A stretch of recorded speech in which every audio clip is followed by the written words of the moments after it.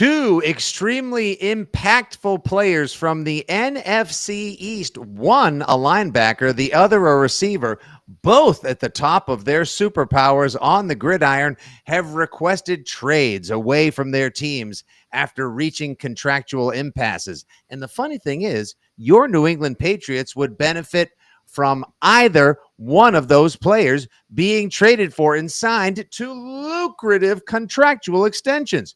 Which one should they go for? The receiver, the linebacker, or maybe both? Screw it. Let's do it live. It's Fitzy and Lions talking Terry McLaurin and Micah Parsons on the latest live Six Rings and Football Things. Hey, whatever it takes, man. It's all about winning, all right? Winning on three. 1, 2, 3, win! Celebrating the heroes of Foxborough's past. And with a good block. Look at Roman. All the way.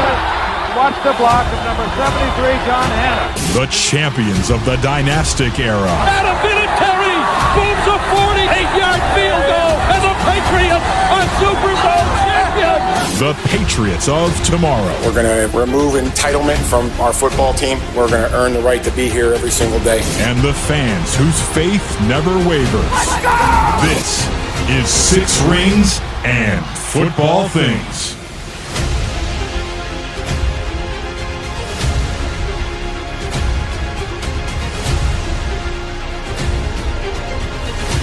Unleashing the quarterback. Half a minute, no timeouts. Daniels throws down the sideline for Terry McLaurin. McLaurin is loose. Lightning strikes twice in Washington. Ooh-wee. I could use me some of that in Foxborough ASAMFP. What's up, Pats, pals, and Foxborough friends? Your old pal Nick Fitzy Stevens from WEI and the Six Rings podcast, joined impromptu style for an emergency pod on a Friday night by my craft beer pal, Patriots savant, and of course, the coach in residence at WEI, John Lyons himself, the real John Lyons, for a little Six Rings and Football Things, talking Terry McLaurin and Micah Parsons. Now, look, let's just say right now, we should probably lead with the disclaimer, John, that there's a high likelihood that your New England Patriots, who are currently putting on their in-stadium practice for the season ticket members down at Gillette Stadium, it's probably a more robust, feistier, entertaining edition than in recent seasons of Belichick and last year's Mayo mess. They could use both of these guys, but each of them being traded for is probably a 20% likelihood tops, or so Grok told me on the X platform earlier today. That said, I think it's pretty undeniable that the Pats could use both of them. So just from the outside, tell me which of these guys you would want first. And of course, you'd want both, but if they could only trade for one, which of them would it be? And why do you think that guy would make a great fit for the Pats? Yeah, and it feels like Fitzy, it's a pretty unique situation to have two players of this caliber. We're talking Terry McLaurin, top 10 receiver in the NFL, Micah Parsons, top 5 defensive player, maybe top 3 defensive player in the NFL, both wanting out of their respective cities within the same week, both being available. And it's interesting because normally I'd say 9 times out of 10, Fitzy, I would tell you to get the defensive end, because I think you have to build from the inside out. Even in today's pass-happy league, you still have to have good defensive end setting the edge and rushing the passer, which Parsons is. But in this particular situation, I think Terry McLaurin is the better target for the Patriots for a couple of reasons. Now, I know he turns 30 in September, so he's older than Micah Parsons at 26, but so what?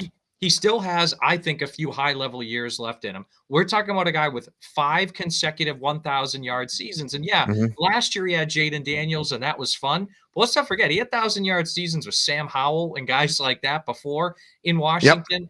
Yep. And Taylor Heineke back in Taylor Heineke as well. Like, the dude has just cycled through mid to above level to finally elite level quarterback play. And he has wash, rinse, repeated 1,100 yards, 68 to 80 catches, and 4 to 8 touchdowns on the regular. Dude is super dependable. And you're talking about a guy in Terry McLaurin, right? He would instantly walk in and be your best offensive player at any position. He's played in all 17 games since 2021, so he's an extremely durable player at a valuable position. And yes, you'd have to pay him a lot, but the contract you'd give him would be no different than what they've already offered to Brandon Ayuk last year and Chris Godwin earlier this year. So they've shown their willingness to pay that money, even though it didn't work. And I also think when you dig a little bit deeper, he can run every type of route you need to run, which I know sounds cliche, but it's important. He had 56 catches for first downs last year, which would have been far and away the most on the Patriots. The leader on the Patriots last year was Hunter Henry with 40. And a lot of that was right. The Patriots had a bad offense, but we're talking about a guy who I think would have an impact equivalent to when they drafted Rob Gronkowski in 2010 or traded for Randy Moss in 2007. And I'm not saying he's quite as good as those players, but the impact he would have based on what's around him would be similar to that. I mean, again, we would be talking about a guy that would be the best offensive player you have right now and the best offensive player you've had since Julian Edelman retired, maybe since Tom Brady left, if we're talking just overall talented offensive player. Like, that's what we're talking about here. And I think, look, if you got to trade a second and a third round pick, well, if you're going to win 8 or 9 games this year, we're talking a mid-second round pick and maybe a third round pick next year to get a guy. I mean, again, I'm not saying it's cheap. Is this the trade button? Can I hit it? Can I hit it now, please? I'm not saying it's cheap, but we're talking about a guy that would make a massive impact in an AFC playoff race. And I'm not trying to project it out too far here, Fitzy, but you're going to be battling for that 6 or 7 seed, probably with a team like Denver, a team like Pittsburgh, right? Seeing who can get the final win needed, right, to get those playoff spots. McLaurin's a guy that can help you get that final win or two that you need to get in the playoffs.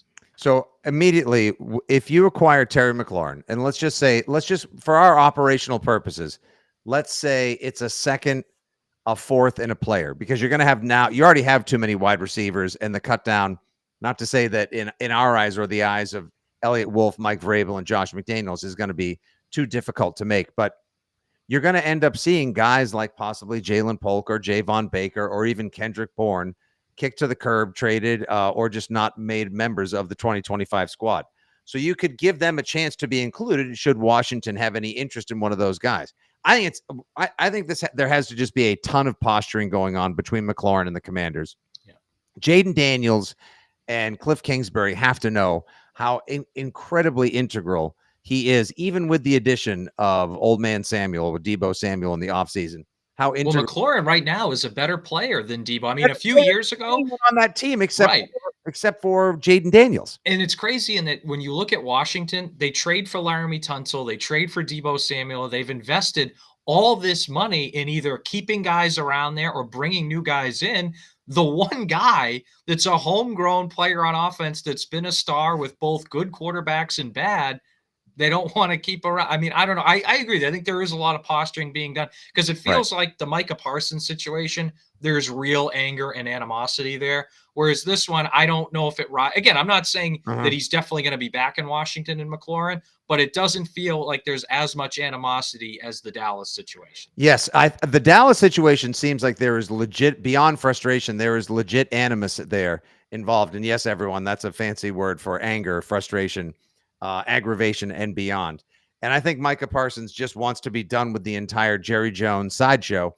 And Jerry Jones, Jerry loves him. Well, and think about this loves too, him a sideshow and some headlines. Like, and think about it, like if you look at over the last 10 years, what Dallas has done, like they played hardball with Zeke Elliott and Amari Cooper and Dak Prescott, and then end up overpaying all of them in the end. And then again with CeeDee Lamb. Now they're doing with Parsons. And let's not forget, they choose to hire Brian Schottenheimer instead of Bill Belichick or Aaron Glenn or any of the other highly qualified coaching candidates. Brian Flores is another one. Like they could have made a run at Mike Vrabel too, and they didn't. Right? Like they chose. So it feels like if I'm he wants a controllable coach because Jerry wants to be the show. That's always the way it's going to be. And if I'm a player on Dallas, I look around in my own division and it's like, well, Philly's the best team in the NFL. Washington just went to the NFC Championship game, and now the owner has played hardball with CeeDee Lamb, Dak Prescott, and now Micah Parsons. Like it's a weird situation. It feels like just a classic case of them shooting themselves in the foot. Yeah, like, oh, hey, we've got, according to Bill Barnwell, we've got a defender so elite that he makes us the best per EPA defensive unit on the field in football when he's on the field. And then when he's not on the field, we're the second worst as far as EPA goes. Like, passes don't get completed. Sacks get made. He blows things up. He is, if you were to say Micah Parsons is one of the 5 best defenders in the NFL, you would not be getting out over your skis. You would not be telling any tales. Honestly. Oh, honest to God, I'd take him over. I can't really name anybody in the NFL. I mean, Pat Surtain, Micah Parsons, those might be your 2 best. We got Gonzo. I mean, there's already 2 good cornerbacks, depending on load management, health, and soft tissue injuries. We've got 2 of the best cornerbacks in the NFL already. You've got a good middle linebacker. Your pass rush looks like it's improving, as does your D line. Guess what? Every single level of your defense improves massively if you trade the farm and a fortune and then pay him 5 years, $40 million per, because that you're going to have to do at least that. He's going to want TJ Watt money and then some. And personally, I think he's worth it. That said, he is worth it. 110,000 million zillion %. But that said, getting back into the qualifiables and the realm of actual reality for the Pats, I still think McLaurin ends up staying with the Commanders. But Terry McLaurin on this offense, the side of the ball that needs the work and the improvement in the star power and the flash much more, because the Pats defense could very well be a top 10 to top 15 to top 10. I'll put it that way. I'd say baseline for them should be top 15. Yeah, first half, upper half of the league, top 10 potential, as is right now, if they're all healthy all season. A huge if. Such a big word for only 2 letters, as Joe Namath would famously say. But Terry McLaurin is the more realistic target, John. And Terry McLaurin paired opposite Stephon Diggs with the running back room that you have, even with the questions we have along the entirety of the offensive line. You pair Hunter Henry in there, Steph Diggs, Terry McLaurin, either Ramondre or Travion back there with the developing Drake May, and you tell Josh McDaniels, you don't have to worry about having an offense where the longest pass you throw is 15 yards because the line's not going to get to it, or because all of your receivers are better just running in cuts, bubble screens, and these little zing, zang, zip, zap routes. No. Now we've got somebody that can work the whole field, who catches everything, including snide remarks and colds. This guy has great hands. He's a solid teammate, and there has to be a reasonable level of frustration for a guy like Terry McLaurin, who has never made the headlines or page 6 for the wrong reasons. You've not seen that face on NFL.com or any other website for like, oh, Terry McLaurin involved in a nightclub incident. Terry McLaurin caught speeding. No. It's more like Terry McLaurin, poor guy, has been hanging and banging in Washington for all these years, finally does not get contract because team thinks he's going to be on the wrong side of 30 when they finally become a Super Bowl contender. The New England Patriots with McLaurin, John, would go from a team that would be making headlines for turning things around to a legitimate wild card candidate. Like, I would expect the New England Patriots to make the playoffs if they got Terry McLaurin, because that offense would wake TF up and be a lot of fun to watch. And everyone from the line to the coaches, and especially Drake May, would be like, what can I do? You want me to drive to TF Green to pick him up? Do you want me to find out what his favorite DoorDash order is? We'll have Dino from VSB send down some elite IPAs and beers if that's his thing. Whatever he needs, we can all, it can take a village, and we can all do it together to make it happen. And if it's a second and a third in Kendrick Bourne, once again, I'll drive him to Logan. John, you pack his bags, whatever we got to do. And you look at how this would affect their offense. Like I mentioned earlier, the massive impact he would have overall, but just look at the personnel too. Like all of a sudden, you got a guy like Terry McLaurin. Now Stephon Diggs is your second receiver. And Pop Douglas is still your slot, but Kayshon Bouttie's now, your third outside receiver. And it kind of slots other guys down. I think it makes you a much better offense overall. And you're relying less on guys like Austin Hooper to be big producers at tight end because you have McLaurin at receiver. So I think if you look at where it puts everyone in the offense, it helps out a lot. Now, it doesn't solve your offensive line questions or issues, but I think it puts a lot of your personnel on offense kind of where they should be. So it's not just the statistical impact. And I agree with you. Like if he's on this team, they are, I think, a playoff team. And then, of course, come playoff time, that's when, maybe your offensive line issues come up or a second-year quarterback and you have some limitations on how far you go. But with Terry McLaurin, based off what they have defensively and other pieces on offense like that, I think that does make you a playoff team. Okay, so let's say Washington, like he's dead serious. Like, no. This is what I deserved. I know how important I was to Daniel's development as well as the offense last year.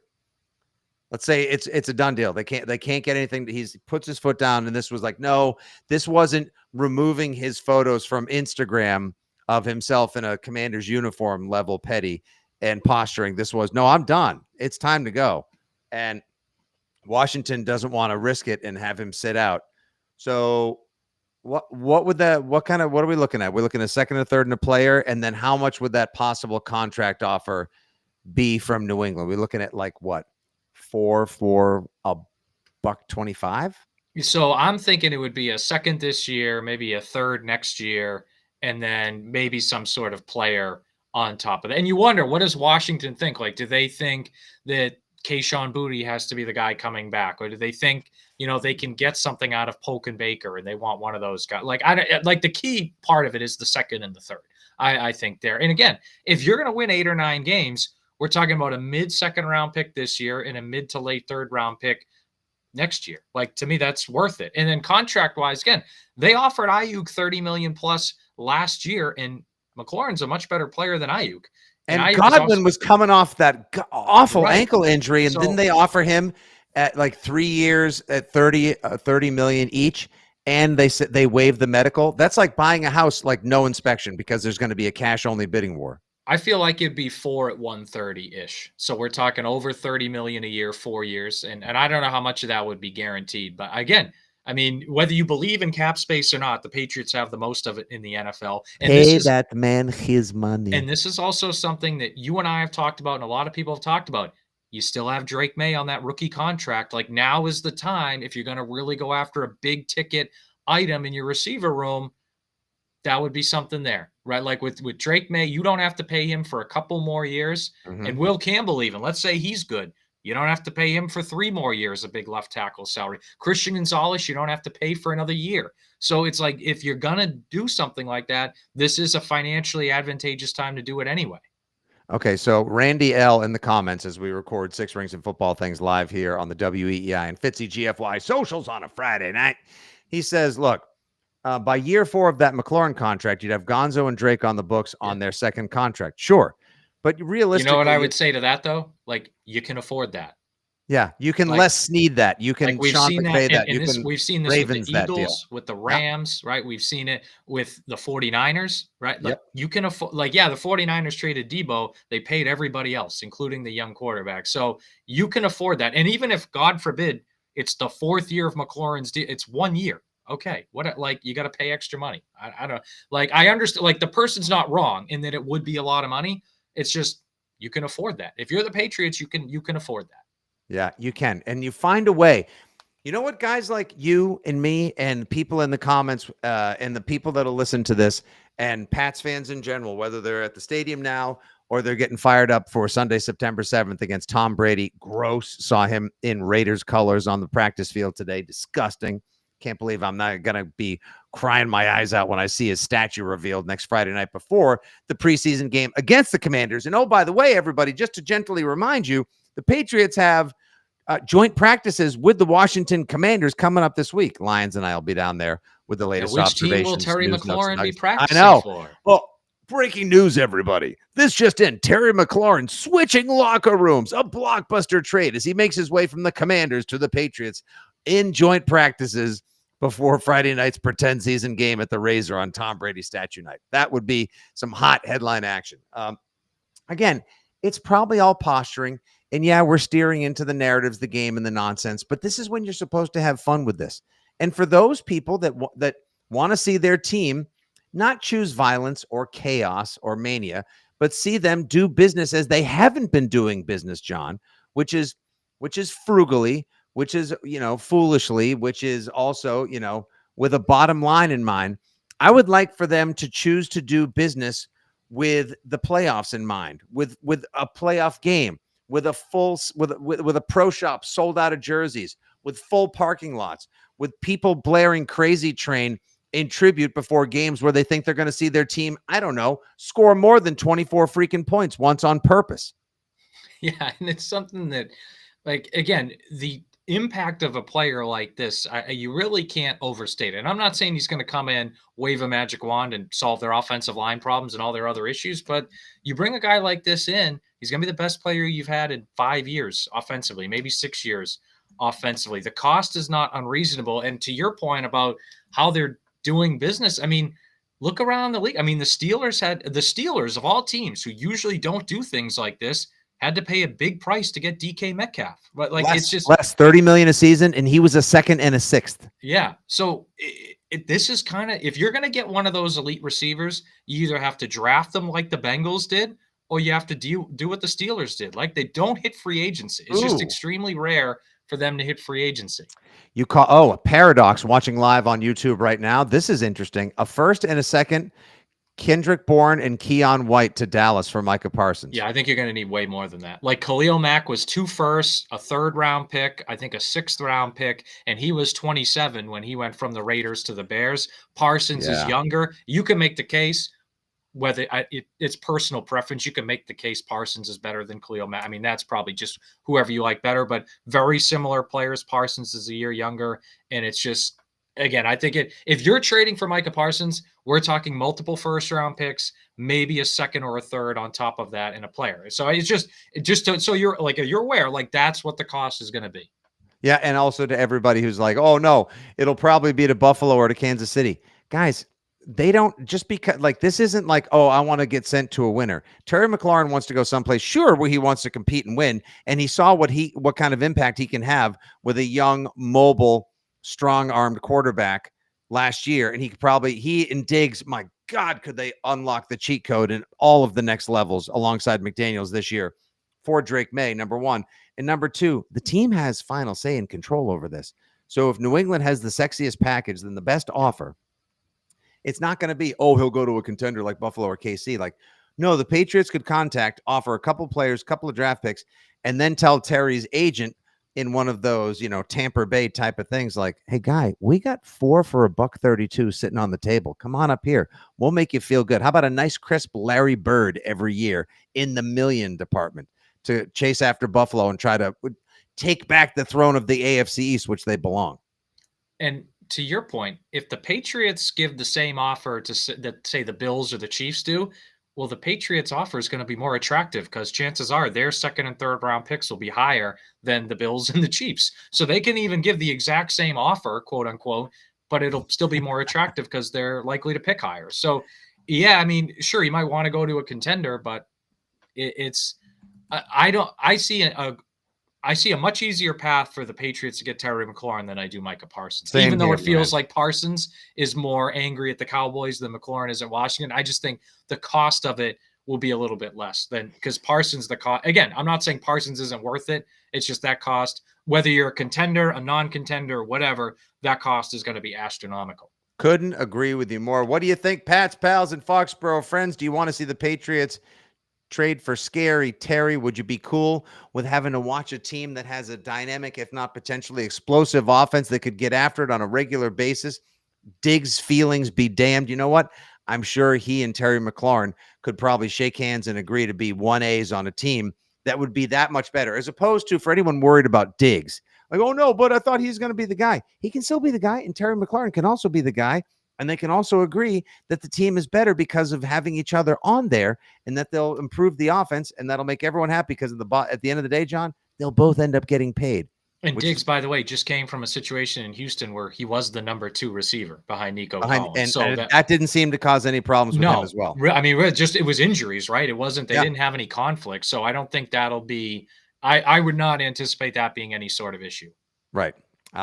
So I think that's the way they should go too. If there's any chance, which one would you guys prefer? How much would you like to see the team spend, both in terms of draft capital, players, the big monies, and more? Give us a shout. He, of course, is at The Real John Lyons. You can hear him on the weekends at WEEI, read his notes from training camp, and hear him on the Six Rings podcast on the regular.